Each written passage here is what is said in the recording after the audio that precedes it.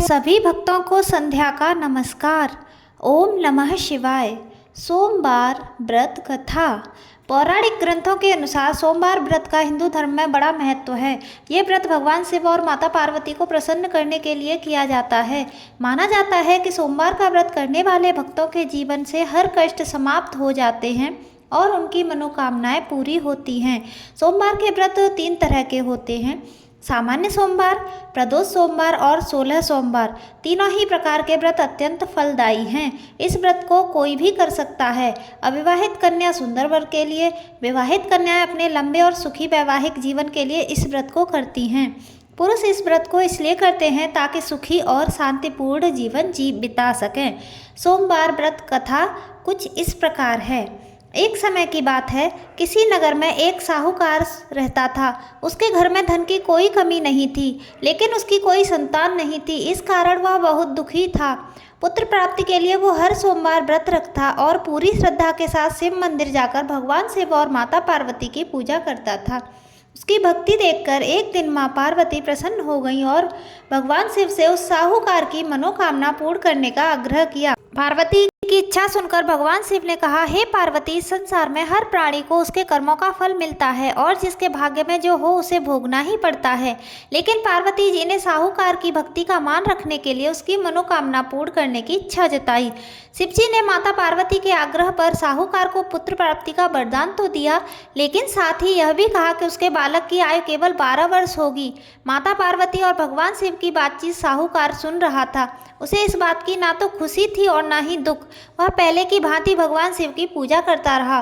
कुछ समय बाद साहूकार के घर एक पुत्र का जन्म हुआ। जब वो बालक 11 साल का हुआ तो साहूकार ने अपने पुत्र के मामा को बुलाकर उसे बहुत सारा धन दिया और कहा, तुम इस बालक को काशी विद्या प्राप्ति के लिए ले जाओ और मार्ग में यज्ञ कराते जाना। जहाँ भी यज्ञ कराओ वहाँ के मार्ग में ब्राह्मणों को भोजन और दक्षिणा देते हुए जाना। दोनों मामा भांजे इसी तरह से यज्ञ कराते हुए ब्राह्मणों को दान दक्षिणा देते हुए काशी की ओर चल पड़े। रात में एक नगर पड़ा जहाँ के राजा की कन्या का विवाह था, लेकिन जिस राजकुमार से उसका विवाह होने वाला था वह एक आंख से काना था। राजकुमार के पिता ने अपने पुत्र के काना होने के छुपाने के लिए एक चाल सोची। साहूकार के पुत्र को देखकर उसके मन में एक विचार आया। उसने सोचा कि क्यों ना इस लड़के को दूल्हा बनाकर राजकुमारी से विवाह करा दूं। विवाह के बाद इसको धन देकर विदा कर दूंगा और राजकुमारी को अपने नगर ले जाऊंगा। लड़के को दूल्हे के वस्त्र पहनाकर राजकुमारी से विवाह करा दिया गया, लेकिन साहूकार का पुत्र ईमानदार था। उसे यह बात न्याय संगत नहीं लगी। उसने अवसर पाकर राजकुमारी की चुनरी के ऊपर लिखा कि तुम्हारा विवाह तो मेरे साथ हुआ है, लेकिन जिस राजकुमार के संग तुम्हें भेजा जाएगा वह एक आंख से काना है। मैं तो काशी पढ़ने जा रहा हूँ। जब राजकुमारी ने चुनरी पर लिखी बातें पढ़ी तो उसने अपने माता पिता को यह बात बताई। राजा ने अपनी पुत्री को विदा नहीं किया, जिससे बारात वापस लौट गई। दूसरी ओर साहूकार का लड़का अपने मामा के साथ काशी पहुंचा और वहां जाकर उन्होंने यज्ञ किया। जिस दिन लड़के की आयु 12 साल की हुई उस दिन यज्ञ रखा गया। लड़के ने अपने मामा से कहा, मेरी तबीयत कुछ ठीक नहीं है। मामा ने कहा कि तुम अंदर जाकर सो जाओ। शिवजी के वरदान के अनुसार कुछ ही देर में उस बालक के प्राण निकल गए। मृत भांजे को देखकर उसके मामा ने विलाप शुरू कर दिया। संयोगवश उसी समय शिवजी और माता पार्वती उधर से जा रहे थे। पार्वती जी ने भगवान से कहा, स्वामी, मुझे इसके रोने का स्वर सहन नहीं हो रहा। आप इस व्यक्ति के कष्ट अवश्य दूर करें। जब शिवजी मृत बालक के समीप गए तो वे बोले, यह उसी साहूकार का पुत्र है जिसे मैंने 12 वर्ष की उम्र का वरदान दिया था। अब उसकी आयु पूरी हो चुकी है। लेकिन मातृभाव से विभोर माता पार्वती ने कहा, हे महादेव, आप इस बालक को और आयु देने की कृपा करें, अन्यथा इसके वियोग में इसके माता पिता भी तड़प तड़प कर मर जाएंगे।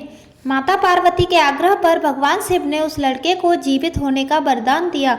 शिव जी की कृपा से वह लड़का जीवित हो गया। शिक्षा समाप्त करके लड़का मामा के साथ अपने नगर की ओर चल पड़ा। दोनों चलते हुए उसी नगर में पहुंचे जहां उसका विवाह हुआ था। उस नगर में भी उन्होंने यज्ञ का आयोजन किया। उस लड़के के ससुर ने उसे पहचान लिया और महल में ले जाकर उसकी खातिरदारी की और अपनी पुत्री को विदा किया। उधर साहूकार और उसकी पत्नी भूखे प्यासे रहकर बेटे की प्रतीक्षा कर रहे थे। उन्होंने प्रण कर रखा था कि यदि उन्हें अपने बेटे की मृत्यु का समाचार मिला तो वो भी अपने प्राण त्याग देंगे, परंतु अपने बेटे के जीवित होने का समाचार पाकर वो बेहद प्रसन्न हुए। उसी रात भगवान शिव ने साहूकार के सपने में आकर कहा कि मैंने तेरे सोमवार के व्रत करने और व्रत कथा सुनने से प्रसन्न होकर तेरे पुत्र को लंबी आयु प्रदान की है। इसी प्रकार जो कोई सोमवार का व्रत करता है और कथा सुनता है या पढ़ता है उसके सभी दुख दूर होते हैं और सभी मनोकामनाएं पूर्ण होती हैं। शिव भोले हैं और भक्त प्रेमी भी। पूरी श्रद्धा से की गई सामान्य पूजा भी वो अंतर्मन से स्वीकार करते हैं। जय हो भोले बाबा की।